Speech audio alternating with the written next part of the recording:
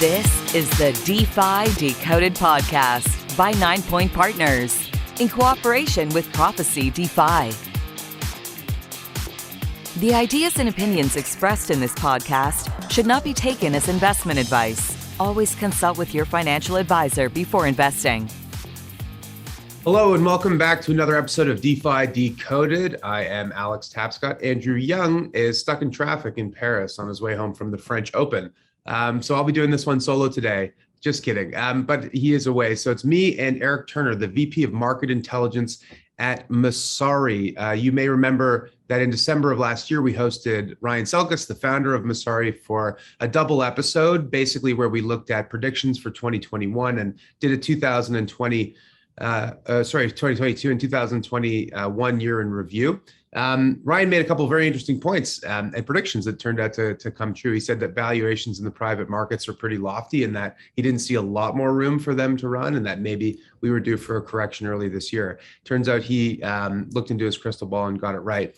Behind Ryan's proclamations, though, is an incredible team at Messari. Eric Turner is one person who's been there for some time and helped to build that business. He's the VP of Market Intelligence. He joined Masari from S&P Global, where he was a financial technology research analyst. During his time at S&P, he was a leader in blockchain strategy and testified in front of the Senate Banking Committee as an expert witness in fintech. He's also worked at Fidelity Investments and Prudential and is a CFA charter holder, like me, part of the brotherhood of people who had to study a lot in their 20s. Eric graduated from the University of Massachusetts Amherst in 2010 with a BS in economics. Eric, welcome to the show. Thank you for having me. Okay, so tell us a little bit about your role at Masari. We got a pretty decent overview of what it is, but I think we've got some new followers and listeners since that last episode. So it'd be great to get a bit of an update on the organization and your role in it. Yeah, sure thing. So I joined Masari as employee number one. So this was back, right before we went into the last bear market in early 2018. Back then, we really started the company with this mission of bringing more transparency to the crypto space. And we focused a lot on looking at token projects and all of the details behind those. As the company's evolved, we've started to build out new tools and new features for our users. We really think of Masari as a full market intelligence platform for crypto professionals. And when we say that, what we mean is, helping users go all the way from that initial decision, whether they want to invest in or build on a protocol, monitoring protocols on an ongoing basis, actually managing them and participating in them, through the governance process, and then discovering new opportunities through our research and our data products. So we really, think of it as not just research. I think a lot of people are familiar with the written research that we do, but it's a whole suite of products and really a full stack market intelligence tool set for users. Well, I like to say that Masari is my second screen because you do have that great dashboard, but also obviously you can dig in and go deep on a lot of these different projects. I will say also that sometimes Masari helps to bring to light a project that maybe has flown under the radar and ends up actually moving the market a lot. Was that something that surprised you? Yeah, and this goes back to, again, what we were focused on at the beginning. I don't know if we move the markets or anything. I don't know if we're that good with the research that we write, but we really are focused on, shedding light on not just the Bitcoin and the Ethereums of the world. We really want to focus on all of the other interesting protocols that are emerging. They might be undercovered and, just kind of smaller cap protocols. We really focus on those. That's going back to that idea of transparency. Not everything that is in the top 10 by market cap, tends to be the best project. And going back to what we wanted to do, we really wanted to focus on shedding light on all the interesting work and all the things being built out there. So, we always say Masari really focuses on not 1 and 2 in market cap, but 3 through 3,000. Love that. And maybe ones that aren't even listed yet, right? Because there's some early stage projects. I've read some great research from you guys on that as well.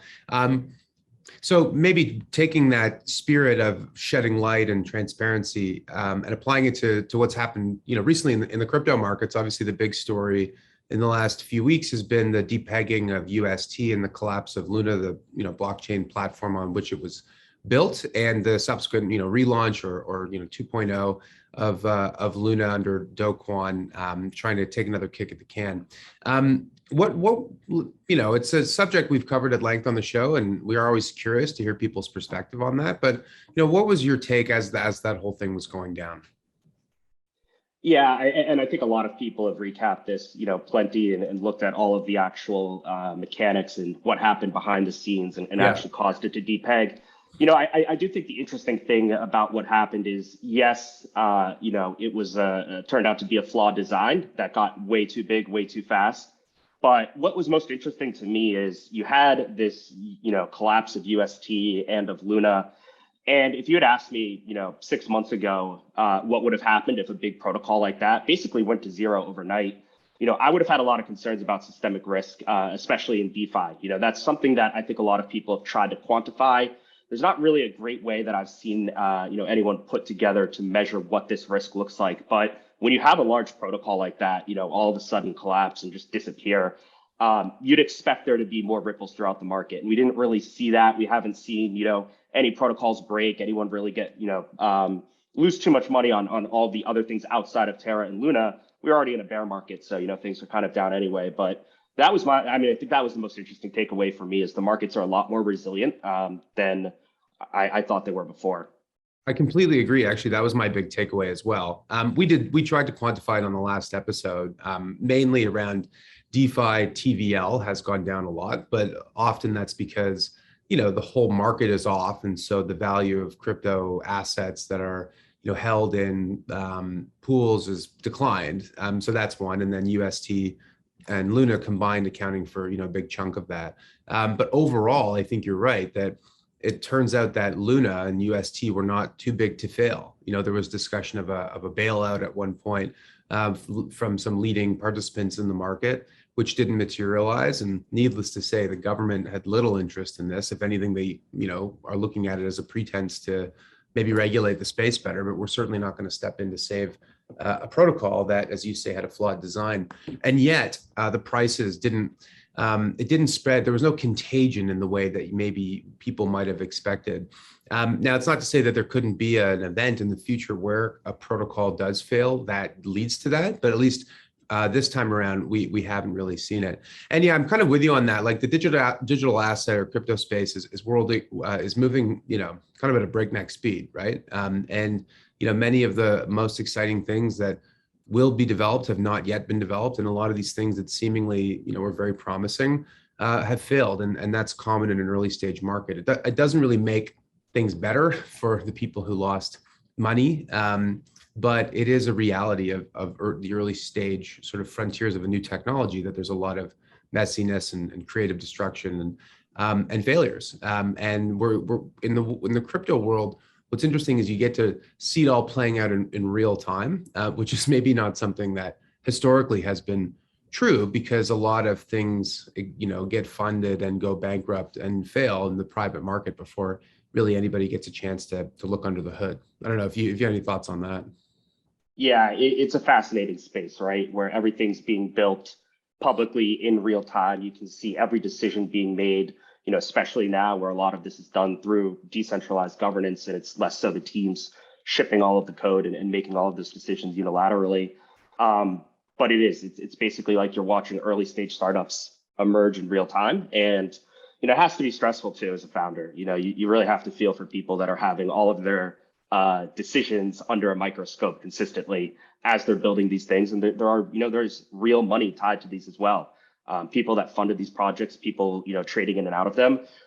It's high pressure to be building in this space. But again, I don't think it would work if we didn't have everything like it is. And, if you didn't have the ability to experiment and really play around with things. It's still very early in this industry. I mean, we've been in it for a while, and I think, you've seen a lot of interesting things happen, but I think we're just barely scratching the surface of what we're actually going to build.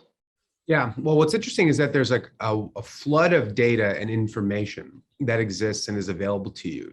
Blockchains are transparent, decentralized ledgers. So you can see a lot of stuff happening transaction-wise on chain, and then the governance decisions as well. But it's actually quite difficult to take the data and then take the data and turn it into analysis, and take the analysis and turn it into insight, right? So if you're the average Joe, it's true that all this information is out there, but it can be overwhelming whether you're an investor or a builder, as you pointed out early on. And it seems to me that, Masari is trying to make, not to glean information maybe that is hard to find because it's all out there, but rather to try and organize it in a way that makes it comprehensible and usable for participants in the industry. Yeah, I think that's our secret sauce, right? That's really where we focus, is adding the context around the information. And like you said, it is all out there, but it is incredibly messy. And if you can actually filter through and find the signal in the noise, that's going to be great for investors. But it's really also for the builders in the space. If you think about somebody that's trying to run infrastructure at an exchange, they support 200, 500 assets. It's very difficult to have somebody internally keep up to date with all of the changes, network changes and software releases, any sort of issues that might be happening on the chain, performance issues or anything like that. That's where we started to build out our product suite, is through our Intel product, which tracks about 250 protocols. And we cover everything from upcoming software releases, forks, hacks, attacks, anything you'd want to know, not just as an investor, but also as a builder in the space. Based on because you have different pricing tiers, obviously there's the free version and then there's the premium version, and then you have a professional version. I might be missing, but that's generally how I think about it. But putting aside the professional version, in your paid subscription, do you know what the split is between what you would describe as builder developers versus, say, investors, or is that information that you've made public? I can't give you the specific numbers, but it is a pretty fair split. So I always say that, we aren't a platform for somebody that wants to do high frequency Bitcoin trading or something like that. Right. That's not what we're focused on. We're focused on that range of data and that context. So, if you look at our professional, subscription tier, the enterprise tier, it's a pretty good split between funds and people that are building in the space. We also have a lot of interest now. I think, you're starting to see traditional organizations, not just TradFi, but businesses looking to figure out what they're going to do in the crypto and the blockchain space. Well, certainly that's an area that I think has been interested in for a long time. You actually started your career, right? Or not started, but prior to Masari, spent time at S&P and Fidelity and these other places. And then we just saw yesterday that Fidelity plans to basically double the headcount of its digital asset group. And, I think everyone should know that Fidelity's been at this for some time. Abigail Johnson was mining Bitcoin in her office in 2014. Tom Jessup came from Goldman Sachs really to Fidelity to run the digital asset group a few years ago. So they're quite into it, but still you're seeing a big push there. And judging by the way they describe the growth plans, it sounds to me like it's not just offering crypto to clients, but rather thinking about crypto and blockchain as a business transformation opportunity for the company. I don't know if you have any kind of thoughts on that in general, because there was, of course, the period where everyone was saying, crypto assets and Bitcoin are not useful. The underlying technology is really useful. And then it was, no, actually, let's swing all the way back to it's really crypto only. And now, actually, I think people are really seeing that the potential of these protocols to change business processes and to change organizational structures and to maybe change how we do things, right? So it is now almost, not that it's swung back to something like enterprise blockchain, but people are now starting to think about how crypto can apply to enterprises and not just financial firms, but basically any kind of company that's out there. Yeah, and I think a lot of this actually came from, seeing the big surge in NFTs and everything like that. If you think about a business, that isn't interested in the financial aspect of crypto or blockchain, when they start to see things like art and culture mixed together and things where they can start to address their customers through new and unique channels, that's when they start really exploring. So a lot of people think, even at the banks, they think, okay, well, a large bank is going to be trading crypto. That's going to be the only thing they're doing. Yeah. And realistically, that's not, right? They're going to have custody businesses. They're going to have all of these different things that interact with blockchain and with crypto. And that's why you're seeing, we didn't swing back to enterprise blockchain, because that's what people quickly realized is at an enterprise blockchain model, it's difficult to tap into that global liquidity and that global user base. Yeah. That's why you need to have these open networks. So That's definitely where we're seeing people interested. They're interested in not just the trading and the financial aspect of crypto, but how can they serve their customers in a better way? How can they, like you said, increase their business processes, really build their businesses with crypto? Yeah, I've described it as like, it's not enterprise blockchain, it's blockchain for the enterprise, which is just simply to say, how do big companies use crypto assets and these underlying tools, or is this really just about financial services? I don't think so. And I think a lot of companies are starting to realize that as well. So having said that, I think it's fair to say, Masari is very focused on some of the key emerging areas in crypto in your coverage and in your research. I love the weekly newsletter. I receive it. And I think there's a daily one too. I don't know. I get hit with good content and always sort of at the front of the vanguard, which is kind of cool. But there's a lot of things that people are excited about. DeFi obviously is a couple of years in, and I think is still, frankly, in the early innings. But we're also seeing the emergence of other areas, GameFi and play to earn, for example. That was something Ryan mentioned he's looking at this year.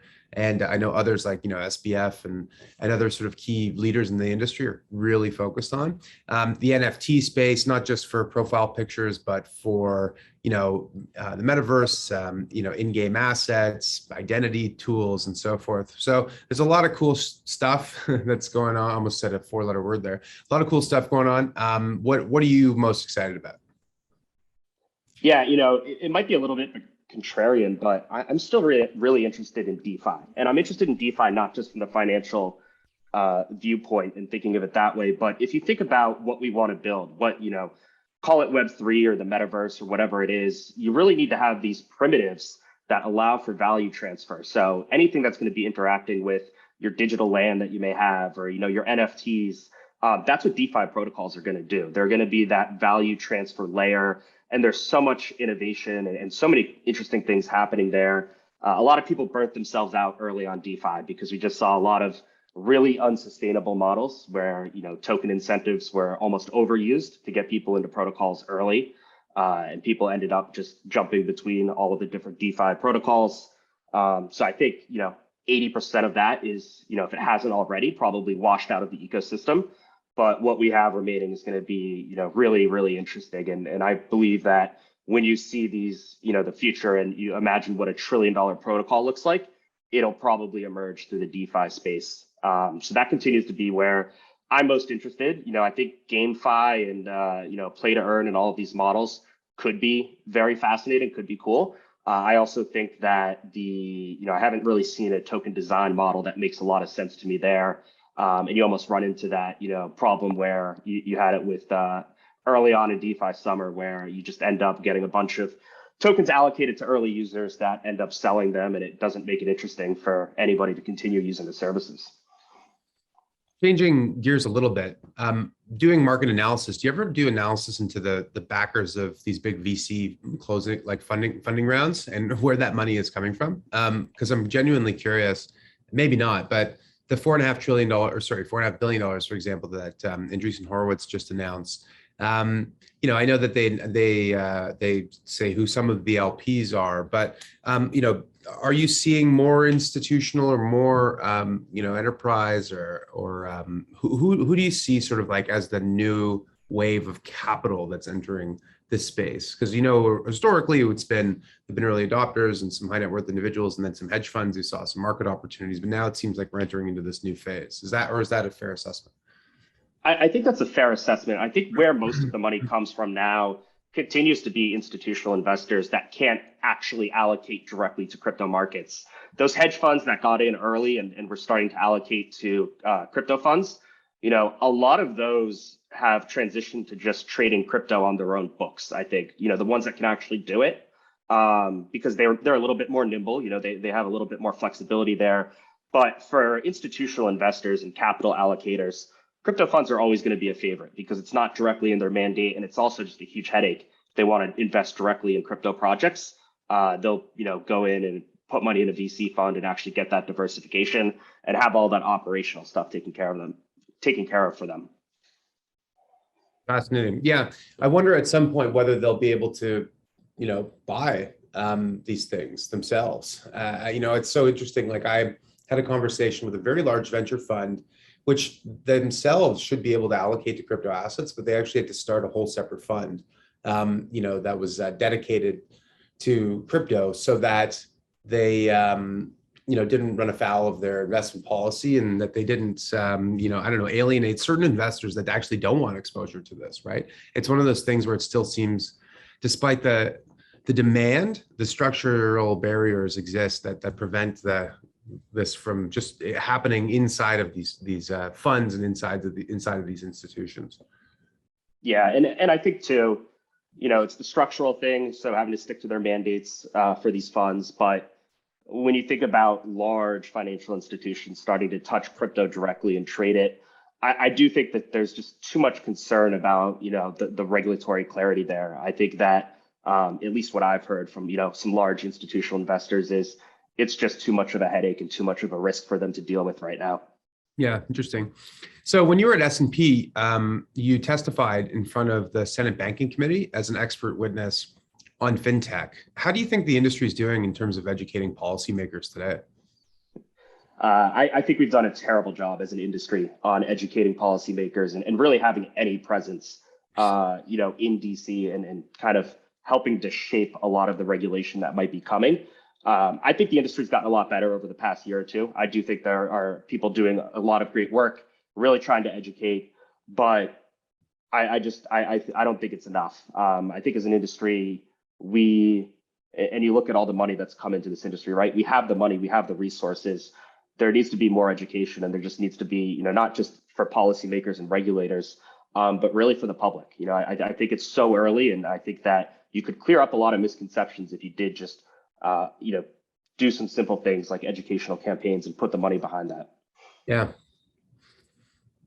Yeah, I agree with you in part. I think that the industry's belatedly become aware of its own ability to influence debate. Like, I think for a long time, it was sort of, well, we're on the margins as this sort of standalone entity. Let us, do our thing and mind our own business. But when you get into the multi-trillions of dollars of asset value, and your large publicly traded businesses in the case of Coinbase, or well-funded private enterprises that are really trying to disrupt key industries like financial services, you're on a collision course at some point with government policymakers and regulators, and you actually have a card to play, which is that this is an opportunity to reinvent a bunch of old and decrepit systems, and to make the economy work better, and to create new entities that could create jobs and wealth and so forth. And I feel like that's finally becoming a priority that maybe hasn't been for a long time.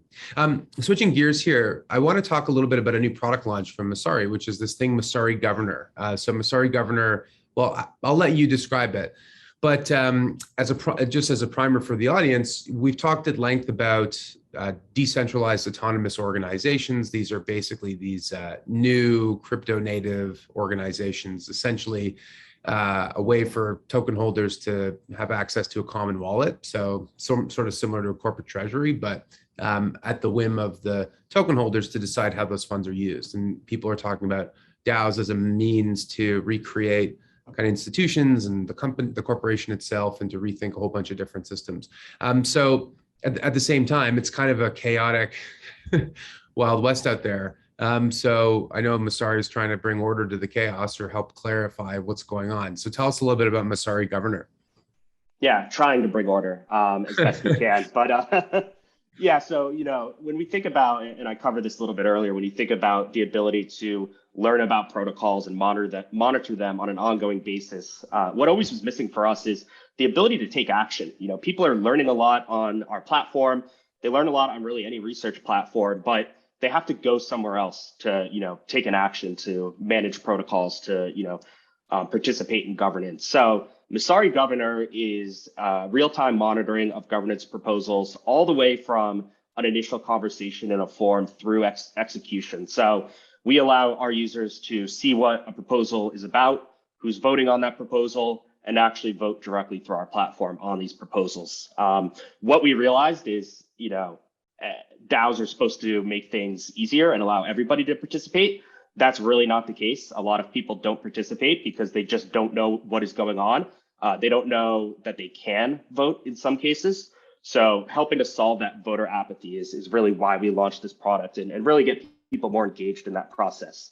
Like you said, DAOs, they're everything's happening all over the place. Some things are happening on chain, some things are happening off chain, some things are just discussions happening in Discord or on a forum.